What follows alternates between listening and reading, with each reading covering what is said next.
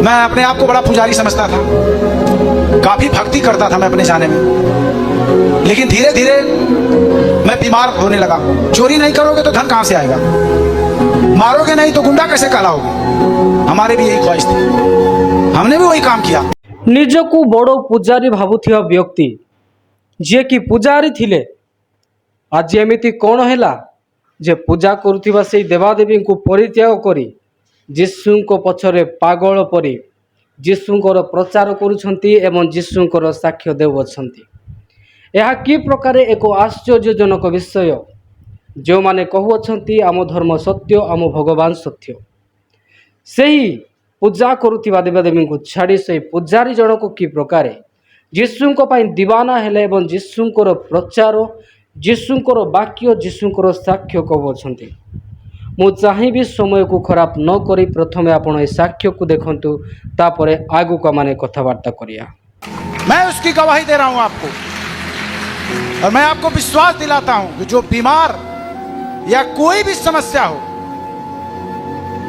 मैं गारंटी उसकी देता हूं कि अगर सचमुच आप विश्वास करोगे तो आपके शरीर से वो निकल जाएगा, क्योंकि मेरे साथ हुआ है ऐसा।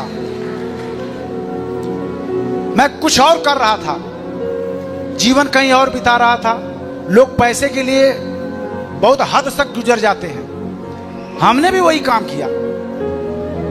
चोरी नहीं करोगे तो धन कहां से आएगा, मारोगे नहीं तो गुंडा कैसे कहलाओगे। हमारे भी यही ख्वाहिश थी, हमने भी वही काम किया, लेकिन हमको पता नहीं था कि ये किसी की नजर में बुरा है। Hallelujah, hallelujah. यीशु मसीह ने कहा कि अपने मन को फिरा ले, लौट आ मेरे पास, लेकिन इससे पहले कोई कहने वाला नहीं था। मैं कुछ बातें ऐसे कहूंगा, आप समझ जाना। मैं अपने आप को बड़ा पुजारी समझता था, काफी भक्ति करता था मैं अपने जाने में, लेकिन धीरे धीरे मैं बीमार होने लगा।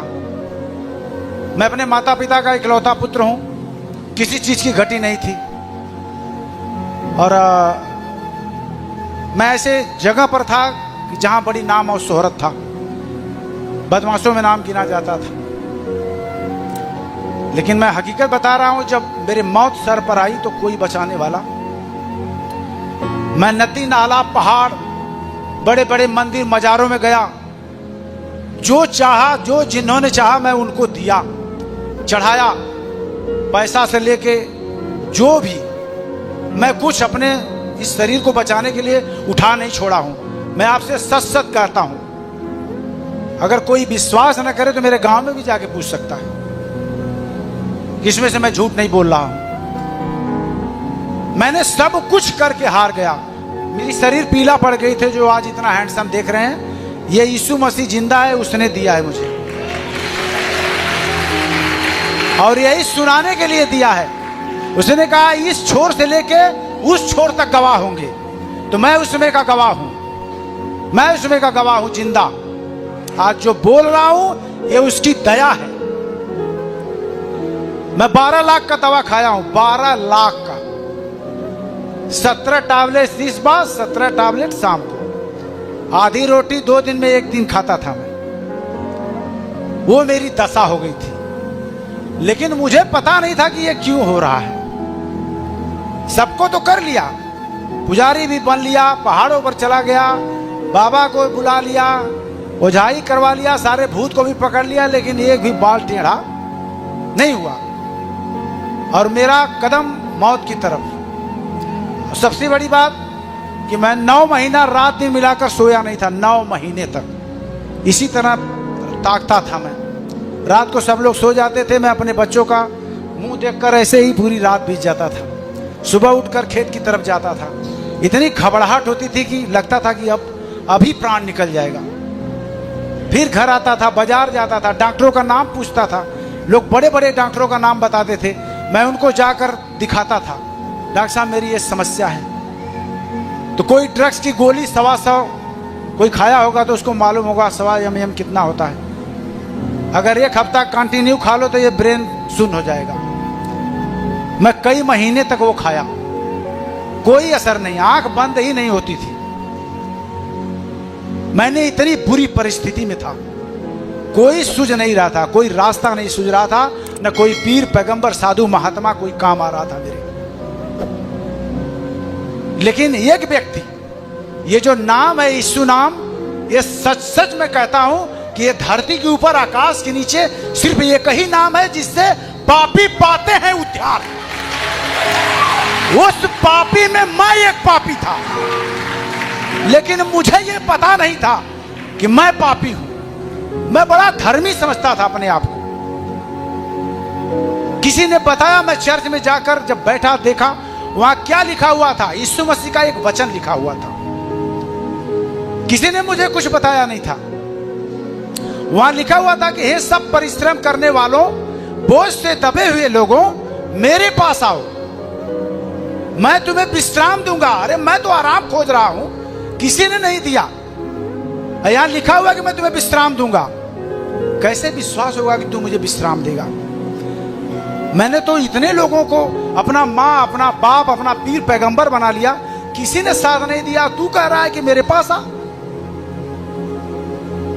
मैं हकीकत बता रहा हूं आपसे सच सच कि मैं अपने पत्नी का, कहते हैं ना जब मौत सर पे मंडराती है तो किसी को अनुभव हो जाता है कि अभी मरने वाला है। मैं अपने पति का चेहरा रात को पत्नी का देखा, मैंने कहा अब इसको भी लगता है कि मैं मर जाऊंगा।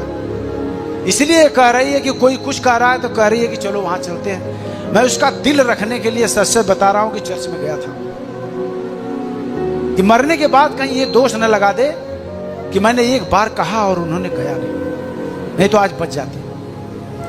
मैं वहां गया, पत्नी को दिखाया कि देखो लोग बैठे हुए हैं। मैं सही बता रहा हूं कि एक एक बातों पर ध्यान देना ये परमेश्वर का शब्द है। एक शब्द मैं बता रहा हूं ना, एक वचन आपको बचाने के लिए काफी है। उस पहाड़ों को ढाने के लिए एक वचन काफी है। जिस तरह वो वचन मेरे हृदय में आया, मैं बता रहा हूं विश्वास तो नहीं था कि ये मुझे बचाएगा। मैं वो दिन बिताकर घर चला गया। मैंने कहा चलो हो गया तुम्हारी वाली? बोले हाँ चलो हो गया। लेकिन 4-6 दिन के बाद फिर संडे आता है ना, तो किसी को चिंता होती है कि यार चर्च चलना है, यार कोई काम नहीं करना। लेकिन मुझे वो पता नहीं था। लेकिन मैं सही सच सच बताता हूं कि परमेश्वर ने कहा कि एक दूत है जो तुम्हारे पीछे चलता है। वह स्वर्ग से परमेश्वर की ओर से आता है। और जब रविवार आया, जब 9 बजा, तो कोई मेरे कान में कहता था कि आखिर में तू घूमेगा ही ना यहां वहां, चल चर्च में। मैं अपनी पत्नी को बोला चल नहा ले, एक बार फिर चलते हैं। मैं फिर गया उसके साथ। 4 बार वहां गया। एक मुर्दे व्यक्ति को सोए हुए देखा। उसके अंदर ब्राउन टीबी थी। जो हड्डी के अंदर मज्जा होती है वो खत्म हो जाती है, वो कीटाणु खा जाते हैं। उसके अंदर ताकत नहीं थी, ऐसे लेटा था, पेचू से रेफर था वो। उसकी पत्नी बाहर रो रही थी। मैंने कहा देखो आंसू बहा रही है, वहां उसकी सांस निकलने वाली है। ये पागल है कि औरत है, वो मरने वाला लेके घर जाना चाहिए ना उसको। अपनी पत्नी को दिखाया, देखो यहाँ क्या है, यही तो है। बोले सर चलो ठीक है कोई बात नहीं। 5वें हफ्ते में जब मैं गया तो उस व्यक्ति को चलते हुए मैंने देखा। चलते हुए जब मैंने देखा, उसने कहा कि मैं आज 7 रोटी खाया हूं। मैंने कहा अगर ये मुर्दा जिंदा हो सकता है तो यीशु मुझे क्यों नहीं जिंदा करेगा? मैं आपसे सच सच कहता हूं कि मैंने जाकर उस फोटो पर ताका, कहा अगर तू मेरा बाप है, अगर तूने धरती को बनाया है तो मुझे जिंदा करके दिखा। मैं पक्का है कि मैं तेरा चेला बन जाऊंगा और तेरी सेवा करूंगा। मैं किसी को नहीं जानूंगा। मैं हकीकत आपसे बताता हूं।